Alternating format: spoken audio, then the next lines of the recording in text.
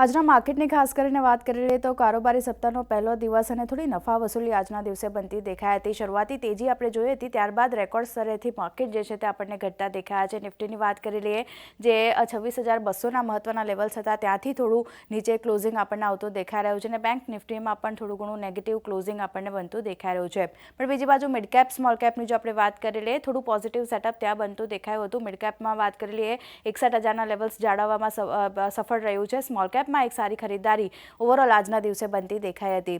વાત કરી લઈએ, જે સેક્ટરે બજારને સપોર્ટ કરી રહ્યો છે ત્યાં જો ઓટો સ્પેસ સારી ઓટો નંબર્સ નવેમ્બર મહિનાના જે રીતે આવતા દેખાયા છે એને કારણે અહીંયા અપસાઇડ બનતું દેખાયું। ત્યારબાદ મેટલ અને આઈટી સ્પેસ તરફથી પણ પોઝિટિવ સપોર્ટ માર્કેટને મળ્યો છે। પણ જે ઘટ્યા છે એના પર નજર કરી લઈએ, રિયલ્ટી સ્પેસમાં થોડું ઘણું દબાણ બનતું દેખાયું હતું। હેલ્થકેર અને ફાર્મા સ્પેસ સાથે જે ફાઇનાન્શિયલ છે તેમાં પણ એક નરમાશ આપણને બનતી દેખાઈ હતી। પ્રાઇવેટ સેક્ટર બેંક તરફથી થોડી વેચવાલી હતી એટલે ત્યાં પણ ધ્યાન રાખવાનું રહેશે। વાત કરી લઈએ સ્ટોક સ્પેસિફિક, તો નિફ્ટીના ફ્રન્ટ પર જે વધ્યા છે જેમાં જુઓ મોટાભાગના ઓટો નંબર્સ જે રીતે પોઝિટિવ આવ્યા છે એને કારણે Tata Motors passenger vehicle, Maruti Suzuki, આઇશુ મોટર્સ જેવા કાઉન્ટર છે ઓલમોસ્ટ 1%થી વધુની અપસાઇડ અહીંયા બનતી દેખાઈ હતી। બીએલમાં પણ એક સારી ખરીદારી બનતી જોઈ રહ્યા છે આપણે।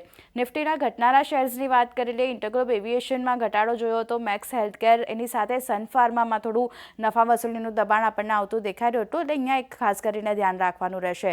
પણ મિડકેપની જો આપણે વાત કરી લઈએ, ત્યાં કયા સ્ટોક વધ્યા છે, પેટીએમનું કાઉન્ટર છે અહીંયા લગભગ 52 વીક હાઈના લેવલ્સ આજના દિવસે બનતા દેખાયા, સારું સેટઅપ જોયું છે। ત્યારબાદ કેપીઆઈટી ટેકમાં પણ 2%થી વધુની અપસાઇડ રહી। પીબી ફિનટેકમાં પણ જુઓ એક સારી ખરીદારી સાથેનું કામકાજ જોવા મળ્યું છે। પણ જે ઘટ્યા છે મિડકેપના ફ્રન્ટ પર એના પર નજર કરી લઈએ, રિયલ્ટી સ્પેસમાંથી ઓબરોય રિયલ્ટીમાં ઓલમોસ્ટ 0.5%ની આસપાસની વેચવાલી, પેજ ઇન્ડસ્ટ્રીઝ, યસ બેંક જેવા કાઉન્ટર છે 2%થી વધુની વેચવાલી આ બધા પર આપણને બનતી દેખાઈ રહી છે। પણ ઓવરઓલ વાત કરી લઈએ તો એક નફા વસૂલી સાથેનું ક્લોઝિંગ જે છે તે આપણને બનતું દેખાયું છે, જ્યાં નિફ્ટીમાં ખાસ કરીને જે મહત્વના લેવલ્સ હતા 26,200ના એની નીચેનું ક્લોઝિંગ આજના દિવસે બનતું જોવા મળ્યું છે।